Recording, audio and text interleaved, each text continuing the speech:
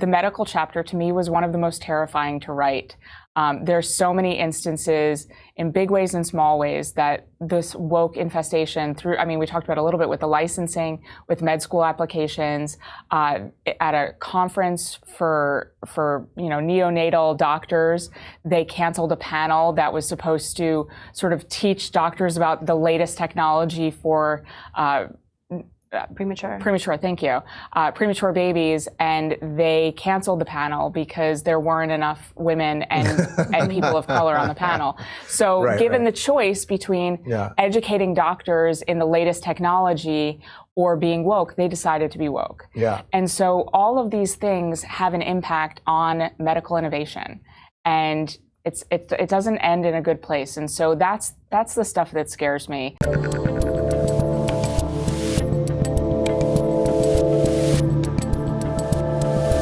Where are you at now, like in terms of, do you think that the 7% versus the 93%, like, are things changing? I know we have our very microcosm version of it in Florida, which feels very disconnected, as I said. And the thing we did the other day to the governor, it's like, my show, I do all of the craziness for a half hour, and then I finish up with 15 minutes of Florida sanity. So I have this huge, at odds view of the world at the moment. Yeah.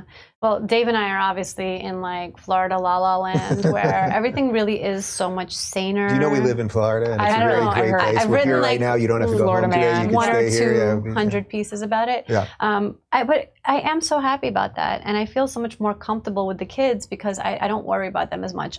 In the book, I write a lot about the Florida move, obviously, and in the acknowledgments, I thank the governor and the first lady for giving us this place of normalcy. And what I'd say in my chapter about what to do about this wokeness is you might have to move. You might have to switch states. You might have to switch communities. Maybe it's as easy as switching schools, but you have to do this for your kids.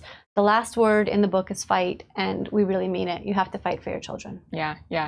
I mean, do I have hope? I have hope for our kids, our kids. Yeah, yours too. Yeah. Sure. I mean, I've never met them. Yeah. Presumably they seem all right so far. It's starting to babble a little bit. Yeah, I mean, my 9-year-old is going to marry her 10-year-old, so we're really in it for the long haul. You got to line them up. Yeah, that's good.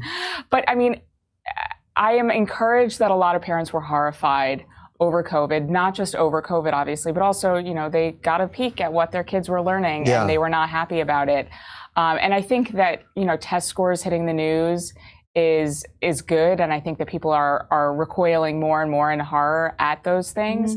But we cover a lot of things in the book that people don't really know about. The medical chapter to me was one of the most terrifying to write.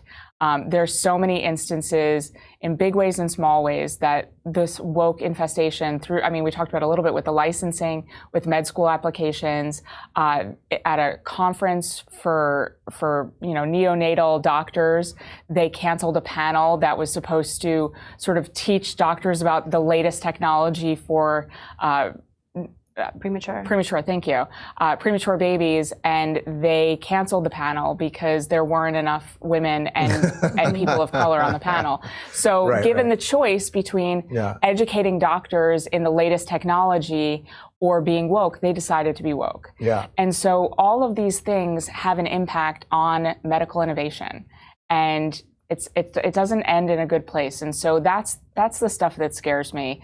And also in the children's literature space, it is so crazy now and getting crazier and crazier. And it's because, this was one of the things that I talk about in the book.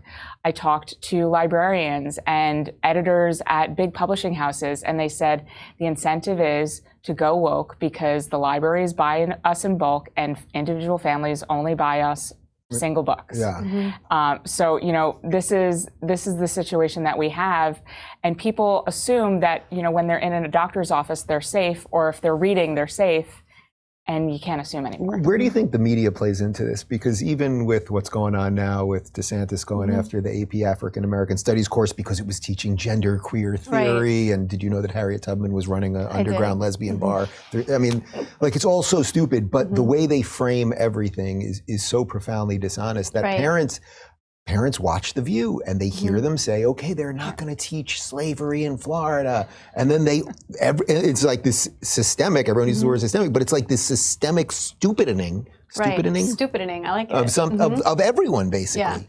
Yeah. Yeah, absolutely, but DeSantis manages to get past that. He manages to out-talk the View, right? I think that's the case. When given the opportunity, but the problem is, so I think DeSantis handles it very well, and I think it was MSNBC asked his office for a comment, and they said, we will not be commenting. Yeah, that was after the Andrea Mitchell absolute lie. Why does Ron DeSantis not want to teach slavery? The reason I'm asking that question, though, is because, there was this, the book that was taken out so far. The only book, what was it? It was the gender, what was it? Woke gender theory? I don't know what it was called, but yeah. But they were literally teaching kids how to give hand jobs. Yeah. Why would you want that in a school? I mean, did you guys ever talk to these people? Were you able to whittle it down to that with any of the people that you're fighting with? Like, they have the grand woke idea, but did you ever get it to them at that note? We have a chapter on sexuality. Yeah. I mean, at the end of the day, all parents are bigots and not woke enough, and it is their job, it is their sacred duty to save our children from their parents. But most that's communism 101, right? You know a bit about this. Yeah, but the thing is that they're also not having children. Yes. That they want to indoctrinate our children. They're not having any. They're all antinatalists. Yeah, their fertility rates are really low. So it ends up happening that they don't have kids, and they want your kids to have this information. And the thing is, the secrecy is such a big part of it. They don't run on, let's get porn into schools. They run on, we're going to have great books in our library, but then they end up having stuff like that. What is going on with whether these teachers are actually dealt with or not? So when Libs of TikTok puts up these videos of these teachers, and they clearly they're saying exactly what you say. They say it themselves. These are our kids. They're not, and they view themselves as the savior of these children. Are they being fired? I know in Florida a couple of them have, but I'm guessing in Montgomery County it's probably not happening. So that in that regard, it's still strengthening in some respect. Yeah, no, I mean it is part of the job description to be woke.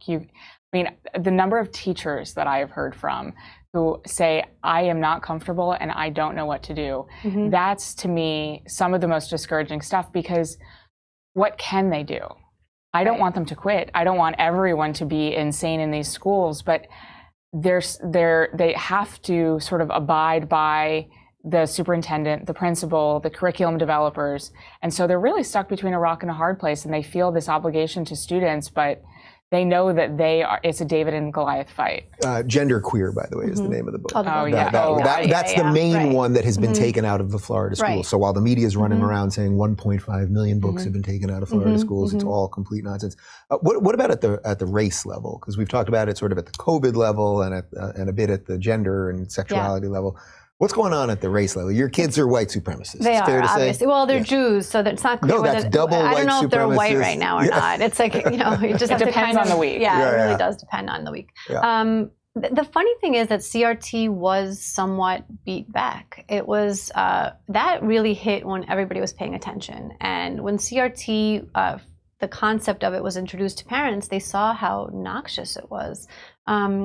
And I think that it provides kind of a roadmap of what to do, and the parents should emulate that in the gender fight. It's a very similar struggle. I mean, I think a lot of parents of color also were horrified by CRT. Exactly. And that was a really powerful voice, because they said, do not teach my children that they are victims. Do not teach my children that we have to lower standards so that they can succeed. My child can succeed against anyone in your school, and please stop telling them otherwise, because that's what's really, if we want to talk about racism, the racism of low expectations is really what's harming those kids. And so those voices of Black parents were really, really powerful in the fight against CRT. But I think also with the gender stuff, it's a lot harder to speak up, because it's all sort of lumped together, and you're just a generalized bigot. If you're looking for more honest and thoughtful conversations about politics instead of mindless drivel, check out our politics playlist. And if you want to watch full interviews on a variety of topics, watch our full episode playlist, all right over here. And to get notified of all future videos, be sure to subscribe and click the notification bell.